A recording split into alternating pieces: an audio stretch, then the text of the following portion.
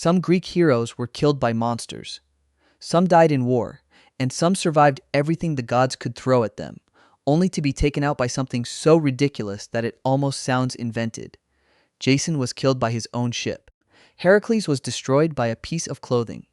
Odysseus survived 10 years of wandering, only to die because of a son he did not even know existed. And one famous hunter died because his mother threw a piece of firewood into a flame. These are the strange, brutal, and sometimes humiliating deaths of the greatest heroes in Greek mythology. Jason spent his entire heroic career aboard one of the most famous ships in mythology. The Argo carried him and the Argonauts across dangerous seas in search of the Golden Fleece. It carried heroes, it passed through impossible dangers, and it became so closely associated with Jason that his legend is almost impossible to separate from the ship itself. But there was one uncomfortable truth behind Jason's fame. A huge part of his success depended on Medea. Her magic helped him overcome the trials standing between him and the Golden Fleece. She helped him survive obstacles that Jason probably could not have defeated alone. And after everything she had done for him, Jason eventually abandoned her. In Corinth, he decided to leave Medea and marry Glauce, a princess whose marriage offered him political advantage. Medea's revenge destroyed what remained of Jason's life. She sent Glauce a poisoned garment. The princess died. Her father died as well. Then Medea killed the children she had with Jason and escaped. Jason was left with almost nothing. No family, no throne, no glorious future, and eventually, no real purpose. Years later, the Argo was no longer the magnificent ship that had carried heroes across the Greek world. It had been pulled onto land and allowed to decay, its timbers weathered, its structure weakened. The legendary vessel slowly became a wreck. According to ancient accounts, Jason returned to the old ship and sat beneath its hull. Maybe he was sleeping, maybe he was simply sitting there, remembering the life he used to have. Then a rotten section of the ship broke loose. It fell on him, and Jason died beneath it. No monster attacked him, no rival hero challenged him. There was no final voyage. The ship that had created his legend literally collapsed on top of him. The Argo made Jason famous, and in the end, the Argo killed him. Heracles. If there was one Greek hero who seemed almost impossible to kill, it was Heracles. He had fought the Nemean lion. He had faced the Hydra. He had completed labors that should have killed any ordinary man several times over. He had fought monsters, warriors, and supernatural beings.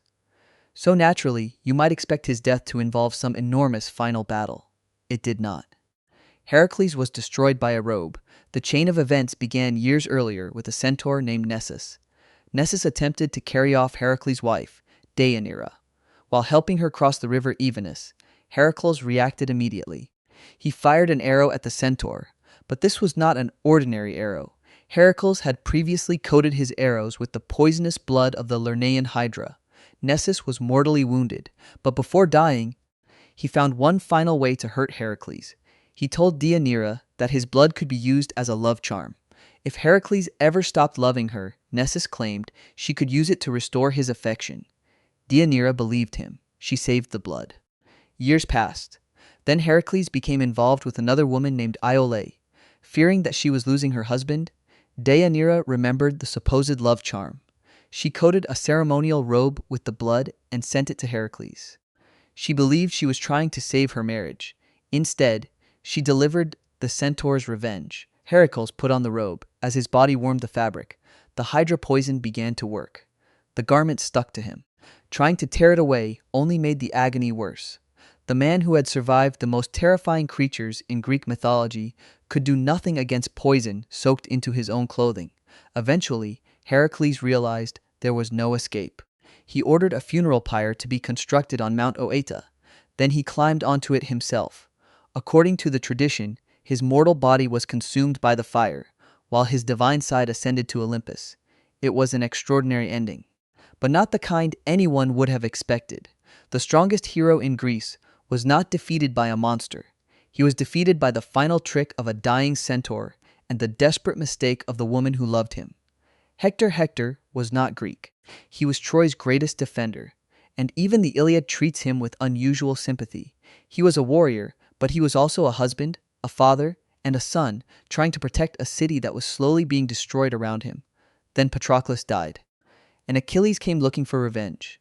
When Achilles finally approached Troy, Hector understood exactly what was coming. He ran, not because Hector was a coward. He had already spent years fighting outside the walls. He ran because the man chasing him was Achilles. 3 times they circled the walls of Troy. Above them, Hector's family watched. His father Priam saw it, his wife Andromache was there, and the Trojans knew that if Hector fell, their city had lost its best defender. Then Athena intervened. She appeared to Hector disguised as his brother Deiphobus. The false Deiphobus promised to stand beside him. Hector finally stopped running. He turned around. He faced Achilles. Then, when he needed his brother's help, Hector called for him. There was no answer. Deiphobus had never been there. Hector finally understood that a goddess had tricked him. He was alone. Achilles attacked and found the vulnerable gap near Hector's throat. The spear went through. As Hector was dying, he asked for one final thing. He wanted his body returned to his family for burial. Achilles refused. Instead, he attached Hector's body to his chariot and dragged it before the walls of Troy. The people Hector had spent years protecting had to watch. His parents had to watch. His wife had to watch. Hector had survived years of war. But in the end, he died after being deceived by a goddess into believing he would not have to face Achilles alone. Achilles, everyone knows the heel. It may be the most famous weak point in all mythology. But the familiar story about Achilles being dipped into the river Styx does not actually come from Homer's Iliad. That detail appears in later traditions. According to that story, Achilles' mother, Thetis, tried to make her infant son invulnerable by dipping him into the Styx. She held him by the heel. That tiny area remained untouched. And eventually, it became the one vulnerable point associated with his name forever. But regardless of how literally you take the heel tradition, Achilles still died at Troy. And the man credited with firing the fatal shot was Paris. Paris was almost the opposite of Achilles. Achilles represented direct combat. Paris fought with a bow. Achilles was the terrifying warrior other warriors feared. Paris was better known for carrying Helen away and helping trigger the entire Trojan War. And yet Paris was the one who brought Achilles down. The arrow was said to have been aided by Apollo. So even the greatest warrior of his generation was not beyond divine interference. Later traditions make the death even darker. In some versions, Achilles was not simply struck during ordinary fighting. He was supposedly drawn to a temple of Apollo under the expectation of meeting the Trojan princess Polyxena. There, while distracted and away from the open battlefield, he was ambushed. Different versions disagree about the setting, but they agree about the humiliation. The greatest fighter of the Trojan War was killed by an arrow fired by Paris, with a god helping make sure the shot succeeded. Achilles spent his life becoming the warrior no man wanted to face, and still, he could not protect himself from one well-placed arrow, Ajax the Great. After Achilles died, another tragedy began. His legendary armor had to go to someone. 2 men had the strongest claims, Odysseus and Ajax. Ajax had been one of the most physically powerful warriors in the Greek army. When Achilles died, Ajax had helped recover his body, while Odysseus fought to keep the Trojans away. Ajax believed the armor should obviously belong to him. The Greeks disagreed. They awarded it to Odysseus. Depending on the tradition, the decision favored Odysseus because of his intelligence, persuasion, or ability to argue his case. For Ajax, this was unbearable. He had spent years proving himself through strength and courage. Now Achilles' armor had gone to a man whose greatest weapon was cleverness. Then Athena made everything worse. Ajax was struck by madness. In that condition, he attacked a herd of animals, while believing he was slaughtering the Greek leaders who had humiliated him. When the madness disappeared the next morning, Ajax saw what he had actually done. There were no dead generals around him, only slaughtered animals. The shame destroyed him. Ajax decided he could not continue living.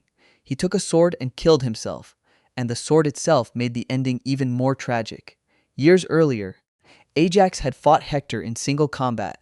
Neither man had been able to defeat the other before darkness ended the duel. Out of respect, they exchanged gifts. Hector gave Ajax a sword. That was the sword Ajax eventually used on himself. One of the greatest warriors in the Greek army survived Troy's enemies. What he could not survive was humiliation. And the weapon that ended his life had once been given to him as a sign of honor, Odysseus. Odysseus may have been the cleverest survivor in Greek mythology. He escaped the Cyclops. He survived the Sirens. He passed between Scylla and Charybdis. He spent years trying to return to Ithaca while gods, monsters, storms, and temptation repeatedly delayed him. Then, after finally reaching home, he still had to defeat the suitors occupying his palace. After all of that, you might expect Odysseus to have understood danger better than almost anyone. But there was one warning he misunderstood. During his journey to the underworld, the seer Tiresias gave Odysseus a prophecy connected to his death. The danger would somehow come from the sea. Odysseus apparently spent his later life believing he knew what this meant. He did not. During his years with Circe, Odysseus had fathered a son named Telegonus. The boy grew up without knowing his father. Eventually, Telegonus set out to find him. He reached Ithaca, but instead of a peaceful reunion, a conflict broke out on the coast. Neither man understood who the other was. Telegonus fought the island's king, and he killed him. The weapon was unusual. His spear was tipped with the spine of a stingray, something literally taken from a creature of the sea. Only afterward did Telegonus learn the identity of the man he had killed. His own father. The prophecy had been fulfilled, just not in the way Odysseus imagined. The man famous for seeing through tricks and surviving impossible situations failed to recognize the danger standing directly in front of him, and the son who went searching for his father found him only after killing him. Agamemnon achieved something almost impossible. He led the Greek coalition to Troy. He survived 10 years of war. Troy fell. And Agamemnon actually made it home. That should have been the end of his troubles. Instead, returning home brought him directly to the person who had been waiting years to kill him, his wife. Before the Greek fleet had sailed to Troy, the winds had failed. The goddess Artemis demanded a terrible price. Agamemnon sacrificed his daughter Iphigenia so the expedition could continue. Clytemnestra never forgave him. While Agamemnon spent a decade at war, she had 10 years to remember what he had done. She also took a lover named Aegisthus, and together, they prepared for Agamemnon's return. When he finally arrived home, Clytemnestra welcomed him. Then came the trap. According to the tragic tradition, Agamemnon was attacked while bathing. A robe or net was thrown over him, restricting his movement and preventing him from defending himself properly. Then he was killed. Some versions emphasize Aegisthus. Others make Clytemnestra herself the main killer. Either way, the irony is brutal. Agamemnon commanded an army across the Aegean. He survived the siege of Troy. He returned as a victorious king. Then he was trapped in cloth and murdered inside his own house. The battlefield could not kill him. Home did. Theseus defeated the Minotaur. He entered the labyrinth and came back out. He became one of the founding heroes associated with Athens, but his later life was far less glorious. Theseus made a series of disastrous choices. One of the most reckless was his attempt, alongside Pirithous, to abduct Persephone from the underworld. The plan failed catastrophically. Pirithous remained trapped. Theseus only escaped after Heracles eventually rescued him. Back in the mortal world, Theseus' political position deteriorated. Eventually, he left Athens and traveled to the island of Skyros. There, he sought the hospitality of King Lycomedes. The king appeared to welcome him. Then one day, Lycomedes invited Theseus to walk with him and look over the island. They reached a high place overlooking the sea, and Lycomedes pushed him off the cliff. That was it. No Minotaur, no labyrinth, no battle, no heroic final stand. A man famous for escaping one of mythology's deadliest traps died, because someone he trusted brought him to the edge of a cliff and shoved him. Athens would later reclaim remains believed to belong to Theseus and honor him as a hero. But none of that changed the absurd simplicity of his ending. The man who escaped the labyrinth could not escape one step off a cliff. Bellerophon. Bellerophon had already done enough to become a legend. He defeated the Chimera. He rode Pegasus. He survived enemies who were sent against him because people expected him to die. And eventually, success became the problem. Bellerophon began to believe that ordinary human limits no longer applied to him. If he could defeat monsters and ride a winged horse, why should Olympus itself be forbidden?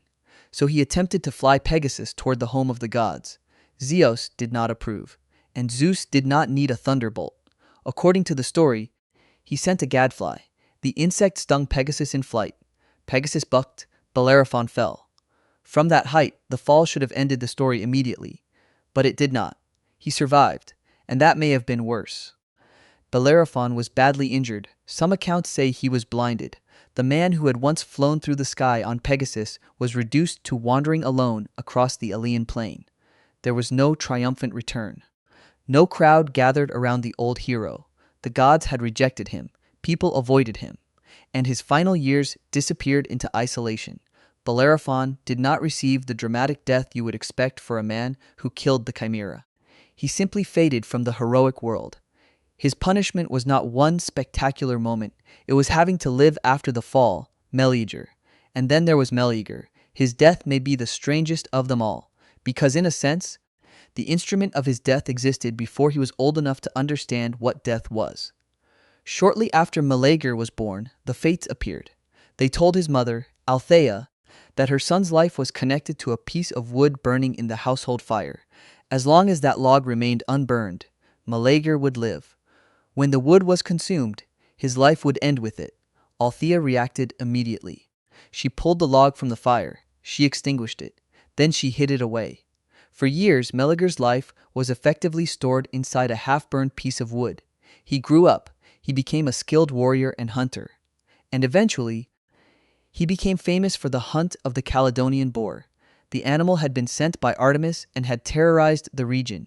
Heroes gathered for the hunt. Among them was Atalanta. She wounded the boar first. Meleager delivered the killing blow. And because as Atalanta had drawn first blood, he awarded her the trophy. That decision created a family disaster. Meleager's uncles objected. They could not accept that the prize had been given to a woman. A confrontation followed. Meleager killed them.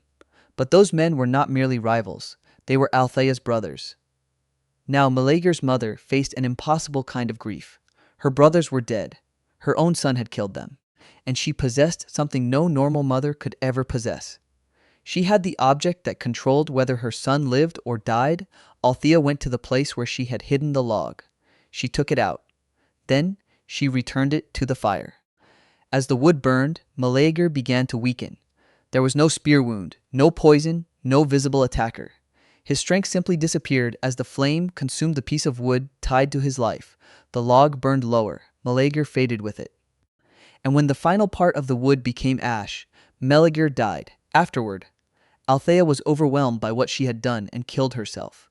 Meleager had survived one of the most dangerous hunts in Greek mythology. He had fought a monstrous boar. He had fought other men. None of those things ended him. His life had been sitting inside a box for years. And all it took to kill one of Greece's greatest hunters was for his own mother to place a piece of wood back into the fire. Greek mythology is full of heroes who seem larger than life, men who defeated monsters, men who survived wars, men who challenged kings, gods, and death itself, but their endings are often the exact opposite of their legends. Jason was crushed by the ship that made him famous. Heracles was destroyed by a robe. Hector was tricked into facing Achilles alone. Achilles was killed by an arrow. Ajax died on a sword once given to him as a gift of respect. Odysseus was killed by the son he never knew. Agamemnon conquered Troy and died in his own home. Theseus survived the labyrinth and fell from a cliff. Bellerophon reached for Olympus and spent his final years broken and alone.